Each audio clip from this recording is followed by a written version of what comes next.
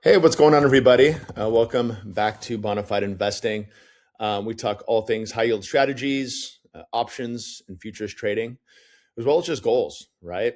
If you're new to the channel, the point of the point of Cash for Life, this portfolio, what I did about a year and a half ago, I took about a quarter of my total net worth, and I just started experimenting with high yield strategies. And the goal for me is, again, pay my bills and pay down my margin, or at least I should say, keep my margin steady. And the reason I say that is because I'm currently reinvesting about $1,000 a week back into my strategy.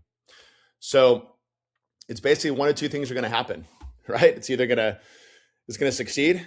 I'll have a little success with it. I'll keep adding to it, or it'll fail. And if that's the case, I'll move on and try something new. But would love to hear your thoughts, your comments. Hit like and subscribe if you like what we're doing here at the channel. So with all that said, why don't we move into what I want to talk about today is my NASDAQ holdings, right? My exposure to the NASDAQ. The NASDAQ being one of the largest US indices, right? The top 100 tech companies in the US. I use 3 positions currently. Now, I want you guys to know this is not financial advice. Not now, not in the future. Okay, make your own decisions when investing.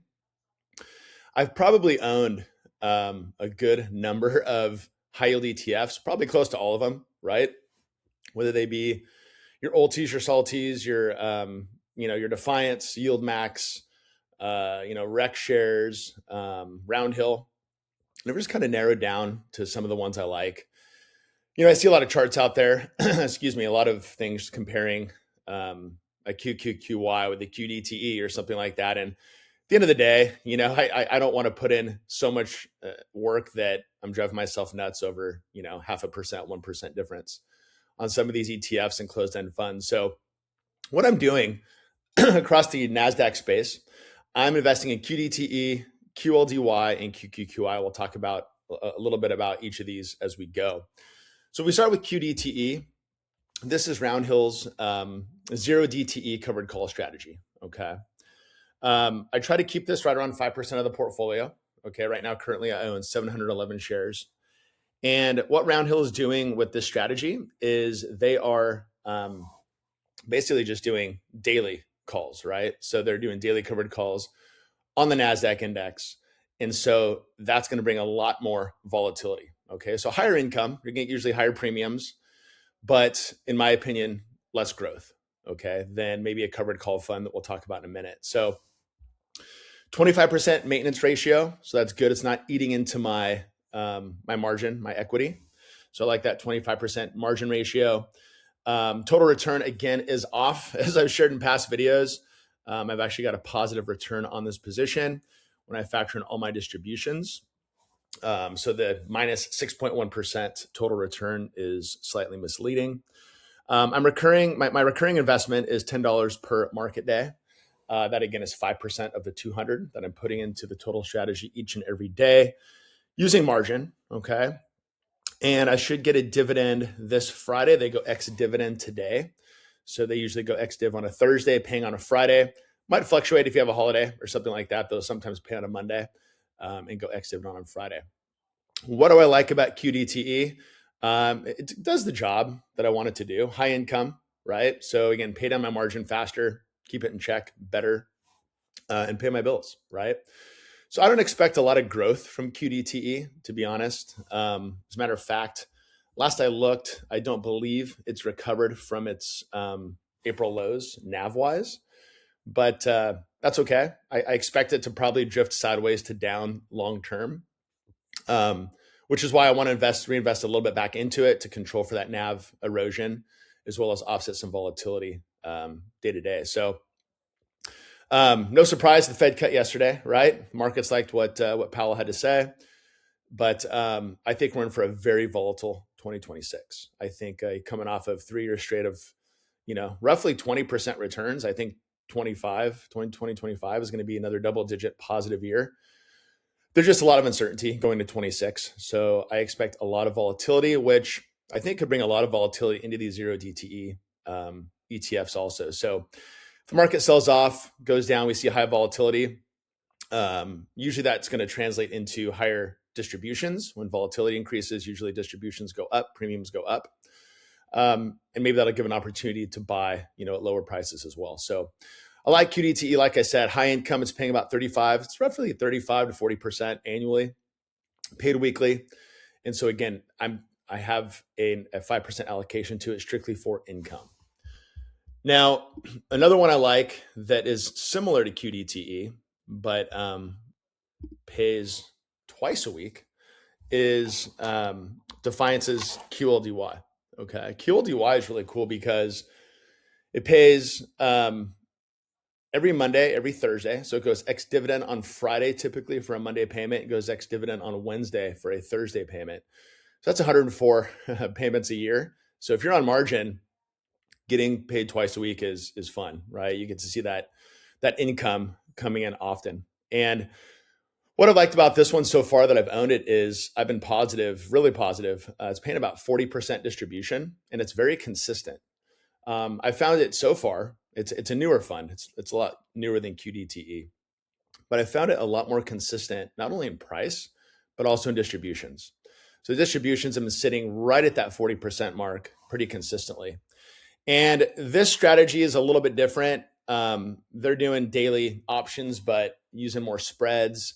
The downside is not as hedged. I'm just like QDTE. You're going to take all the downside down markets. But what I found is QLDY does a little bit better recovering, on good days. So we'll see if that continues. Right now, I'm up far more than the $25.74 it's showing. If I factor back in my distributions, this one is strictly to pay down my margin as well as, pay my bills. So very similar purpose to why I hold QDTE. I just like getting paid twice a week. I think that's cool. And having a slightly different option strategy within it over at Defiance versus Roundhill with QDTE, I think is important too. Not just buying the same thing with two different names, right? Necessarily. So, really been happy with QLDY so far. I'm currently own 504 shares.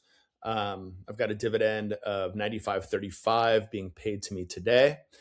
And then just like QDTE, I am reinvesting $10 back into this ETF every market day. So those are two of my, I guess, high income heavy hitters, whatever you want to call them, for my NASDAQ exposure. And the last one of my favorites across the entire portfolio is QQQI. Love what NEOS is doing so far. I mean, they're just, in my opinion, absolutely crushing it. This is where I can get still a little bit of growth, right? I'm not going to see that NAV depletion. I'm not going to see the share price just get eaten up by high distributions. And there's a couple reasons for that. NEOS actually sells calls on the NASDAQ monthly instead of daily or weekly. So it pays you monthly. There's a monthly distribution. This month it's paying right around, I think, the day after Christmas. And I just like it for the stability, right? It offsets some volatility within the portfolio. It's paying about 13 to 14% annualized. So you can expect a little over 1% right now per month dividend, but no big deal. I want to maintain a little bit of growth, right, across the portfolio. I'm paying about 4.5% right now for my margin. So, 12, 13% minus 4.5%. I like that spread that I'm still taking home in income. And currently I'm just like the other two funds, QDTE and QLDY, I'm shooting for a 5% allocation, right, in this position. So currently I own 455 shares. I'm up more than the $378.72 total return you can see here when you factor back in distributions. And again, another nice maintenance ratio, 25%, not eating up my equity, and then recurring $10 per day. So going back in the NASDAQ total, I've got $30 per day going back into my NASDAQ, linked funds. So it's about $150 a week, just again to offset some of that NAV erosion, offset volatility by dollar cost averaging. So those are my three. I think the Qs, again, it's tech related, right? So you're going to get high volatility. A lot of the names in the NASDAQ don't pay dividends in the first place. Most of the companies do not. So I think it's a great way that these companies are using options to generate income off of stocks that generally don't pay income, right? They don't pay dividends. So The Qs are, very high growth, also very high risk. And, they're not sitting at really, low valuations, so to speak. I think there's still a lot of froth in the Qs. So I'm always mindful of that I don't think we're really buying bargains when it comes to the Qs. So just some updates on the stats. We're currently sitting at 381,000, just above that. If we look at where we sit with margin and collateral, right around 60% margin buffer. It stayed pretty consistent around there. The portfolio will drop. I've got some bills coming due here that I'm going to be paying. So we've also got some options expiring tomorrow. Not sure if I'm going to roll any of these puts, if I'm going to let them expire. I got to look and see, what I may be put. And if I am, I'll turn around and sell some calls on those as well. A lot of these blue chips that I use to hedge my tech exposure across Coca-Cola, PCG, AT&T, Verizon, Bristol Myers, Conagra, what have you. Just as some examples. I will then turn around and sell calls if I put the shares. Again, it's just a hedge. Don't mind holding these companies if I'm ever put them.